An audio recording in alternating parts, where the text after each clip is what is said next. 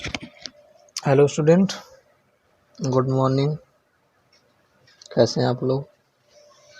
तो यहाँ पे क्लास 8 आप लोग का संधि चैप्टर चल रहा है, जिसमें अभी तक आपको स्वर संधि के भेद और उसके 5 जो भेद होते हैं उस 5 भेदों के विषय में बताया गया आपको। तो कुछ बच्चों को प्रॉब्लम हो रही, दिक्कत हो रही कि सर कैसे नियम में चेंज हो जाता है, परिवर्तन हो जाता है, कहाँ से कितना परिवर्तन होता है। तो इस तरह की चीज़ें के लिए देखिए तो थोड़ा सा अभी प्रॉब्लम होगी आपको, क्योंकि चीज़ें ऑनलाइन मोड पे हैं और यहाँ पे आपको बताने में कठिनाई तो आ ही रही है। हमको प्रॉब्लम तो नहीं, लेकिन आप लोग को समझने में समस्या हो रही है। तो यहाँ पे आप देखेंगे कि एक बार हम फिर से आपको बता दे रहे हैं। स्वर संधि में देखिए, स्वर संधि का जो 5 भेद था उस 5 भेद में आपका पहला कौन सा? दीर्घ था। दीर्घ में हमने आपको बताया था कि यहाँ पे आपका क्या होता है, समान स्वर जब आपस में मिलते हैं, समान स्वर कहने का तात्पर्य था कि अ के बाद जब अ ही आए, या ई के बाद जब ई आए, या ऊ के बाद आपका ऊ आए, बड़ा ऊ आए या छोटा ऊ, तो वहाँ पे दोनों जो मिलकर दीर्घ हो जाते हैं, अर्थात बड़ा हो जाता है।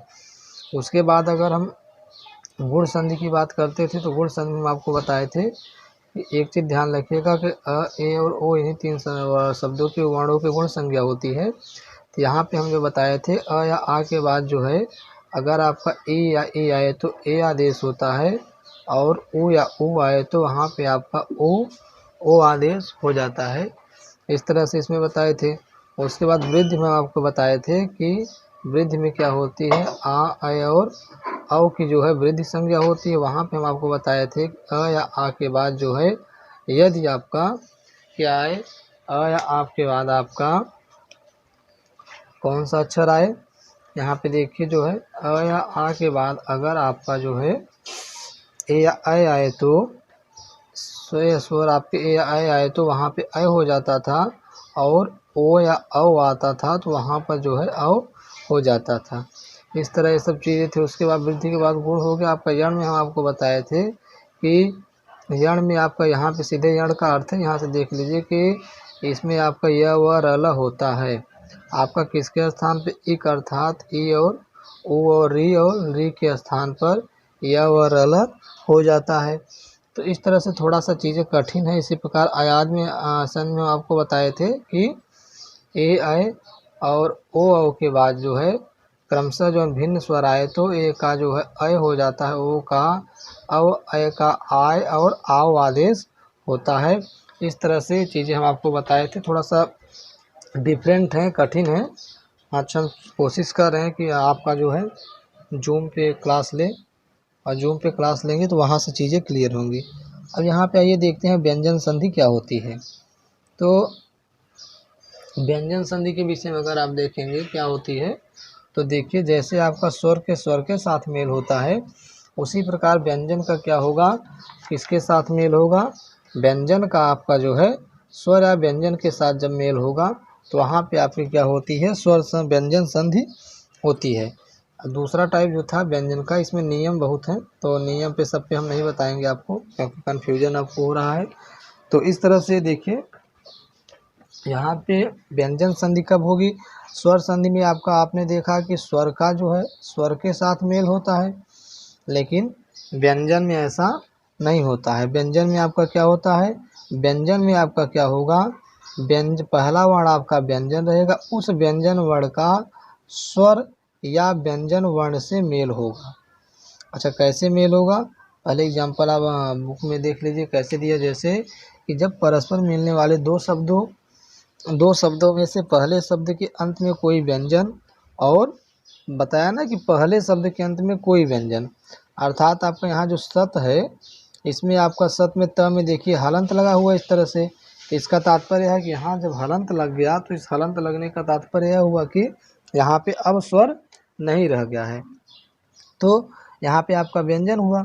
तो पहले शब्द के अंत में कोई व्यंजन अगर हो और दूसरे शब्द के प्रारंभ में कोई स्वर या व्यंजन हो, तो दूसरे शब्द के प्रारंभ में कहाँ, यहाँ जैसे गति लिखा हुआ है, तो इस गति में आपका या तो ग में अ आपका स्वर है, तो या तो गति में आपका स्वर हो या तो ग में हलंत लग के व्यंजन हो जाए तो पहले पार्ट में आपका व्यंजन होना अनिवार्य है, दूसरे पार्ट में आपका स्वर या व्यंजन हो, तो इन दोनों का जो मेल होता है वही आपकी व्यंजन संधि कही जाती है।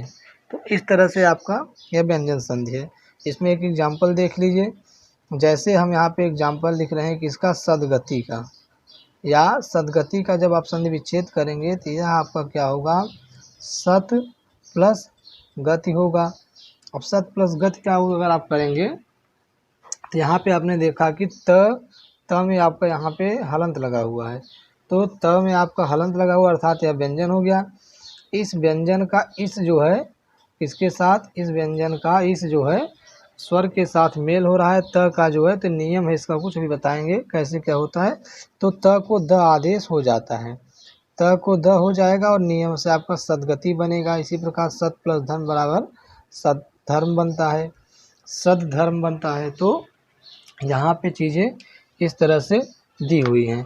अच्छा देखिए जो है अब इसका नियम कैसे होता है कि पहला जो दिया हुआ है ऐसा जैसे आपका स्वर संधि का नियम है व्यंजन संधि का, उसी तरह से नियम होता है। तो पहला देखिए क्या है कि त के बाद जो है अगर जो है क्या लिखा हुआ है कि त के बाद कोई स्वर या ग, घ, द, ध, ब, भ, म, र या व वर्ण आता हो तो त का द हो जाता है। अच्छा थोड़ा सा चीज़ें जो है कैसे आता है, कठिन है, कन्फ्यूजन आपको होगा, इसलिए कोशिश आप करिए कि इनका जो है एग्जाम्पल ही पढ़ लीजिए। और जैसे सत प्लस गति सदगति बनता है, सत प्लस धर्म सद्धर्म बनता है। और यहाँ पे आप देखेंगे आपका उत प्लस चारण जो है उच्चारण बनता है। तो इस तरह से इसका एग्जाम्पल सत पर देख लीजिएगा, क्योंकि टॉपिक कठिन है थोड़ा सा, तो इसलिए जो है वीडियो में बताने में प्रॉब्लम होगी और सिलेबस आपको इससे जो भी एग्जाम्पल हम आपको देंगे कोशिश करेंगे एक्सरसाइज बताए रहेंगे, क्योंकि कन्फ्यूजन आप लोग को हो रहा है। अब बहुत घबराइएगा नहीं, प्रश्न आपके सरल रहेंगे एग्जाम में ऑनलाइन मोड में जो होगा। तो यहाँ पे इसी तरह से त के बाद जैसे देखिए ह को त और ध हो जाता है, देखिए उत प्लस हार का उद्धार बनता है, उत प्लस हरण का उद्धरण बनता है। तो इसी प्रकार से इसमें आपको एग्जाम्पल एक्सरसाइज करिएगा, अगर जो दिक्कत होगी हम बताएंगे। जैसे जगत प्लस ईश का देखिए जगदीश बनता है, त को जो है द आदेश हो जाता है, भगवत प्लस गीता बनता है। उसी प्रकार देखिए वाग प्लस मय का वांग्मय बनता है और अमय बनता है, चित प्लस मय का चिन्मय बनता है। तो यहाँ आप देखेंगे सब में आपका त में हलंत है, क में हलंत है, अर्थात जो है यह चीज़ें जो है आपकी सब में क्या दिया हुआ है, व्यंजन पहले दिया हुआ है। तो यहाँ से आगे आपका देखिए क्या है, आगे आपका नेक्स्ट वर्ड क्या है, विसर्ग संधि है। विसर्ग संधि में क्या होता है, देखिए कि जब परस्पर मिलने वाले दो शब्दों में से इसमें भी यह क्या होगा कि पहले शब्द में तो आपका क्या होगा, विसर्ग होगा, लेकिन बाद वाले में क्या होगा, बाद वाले में या तो स्वर होगा या तो व्यंजन होगा।